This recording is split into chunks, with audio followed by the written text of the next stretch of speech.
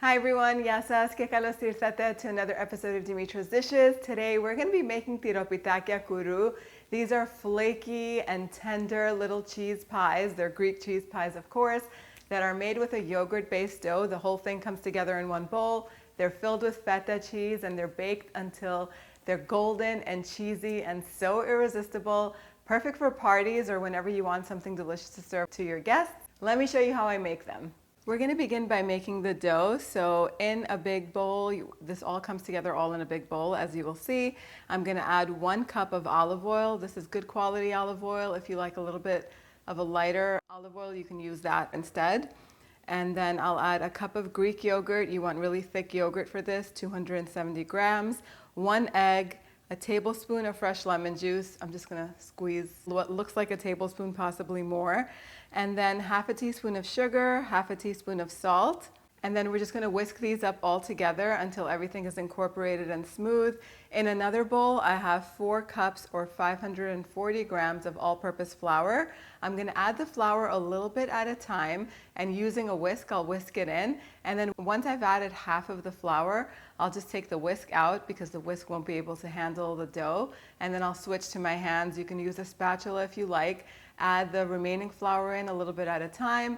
Knead it very gently. Try not to over knead this dough. This is like a pastry dough, and the less you handle it, the more tender it's going to be. Once all of the ingredients come together, you can just cover it with a clean kitchen towel and set it aside for about 10-15 minutes so that way the dough can rest.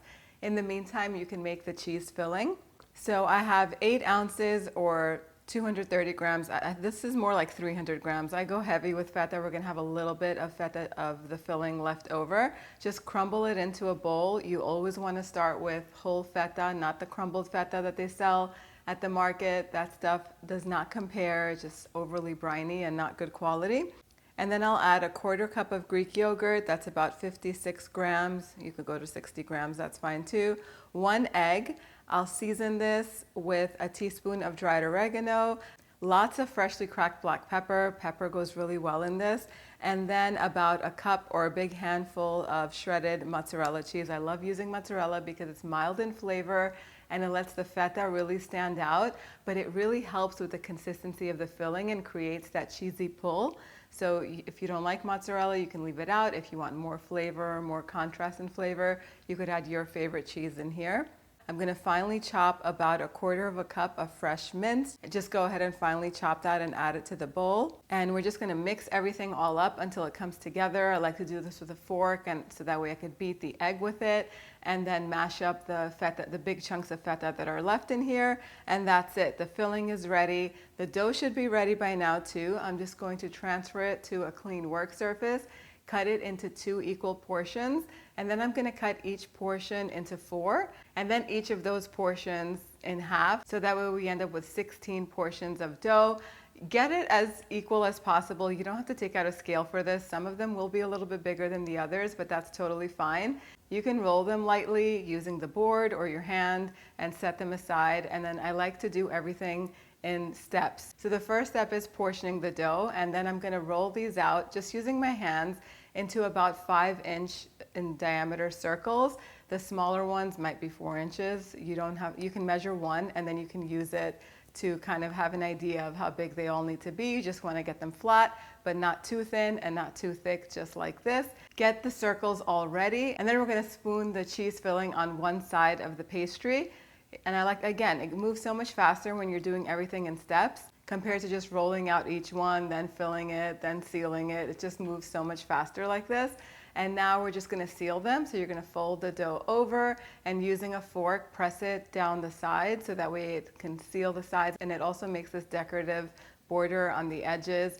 These are gonna be transferred onto baking trays that are lined with parchment paper. And you can bake them straight away or you can freeze them. If you're not using all of them, bake whichever ones you're gonna bake today, and the rest can get stored in the freezer. But before that, we're gonna make a little egg wash. So just 1 egg yolk with a little bit of milk, whisk that together, brush it over the tops of the pies. And if you don't like the taste of egg on there and you don't care about them being like too golden, you can just skip this step and either brush them with some heavy cream or some milk, and it'll still get a little bit of color on it. So brush them with the egg wash if you're using it, and then if you like sesame seeds, you can sprinkle sesame seeds on top. I'll do 2 trays with the sesame seeds and the other one will be just plain, just so that way I could show you the difference.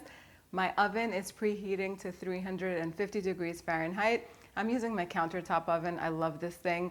I got it on Amazon. It's an oven, a toaster, and an air fryer, and it just works beautifully. It bakes beautifully, and I love it. I highly recommend it. I'll put the link on the blog post for it if you want to take a look at it, and I'll also put it underneath this video in the description box as well. These are going to bake for about 25 minutes. If you're using a small oven like this, or even a big oven, you want to rotate the trays so that way they bake evenly.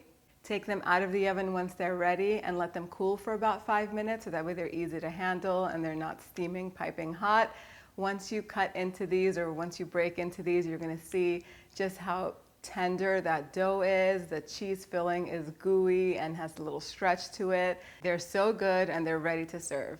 And there you have it. The Tiropitakia are ready and they smell amazing. They bake up in no time. And of course, like always, I say when something is this good, you want to have a double batch ready in the freezer, ready to go if people stop by unexpectedly, or if you want to have something ready for a party or something like that. They freeze beautifully. So before you bake them, you just assemble them like we did at the beginning, and then you put them on trays with parchment paper, freeze them until they're frozen solid, and then you can transfer them into freezer safe bags or containers, whatever you like to store your things in.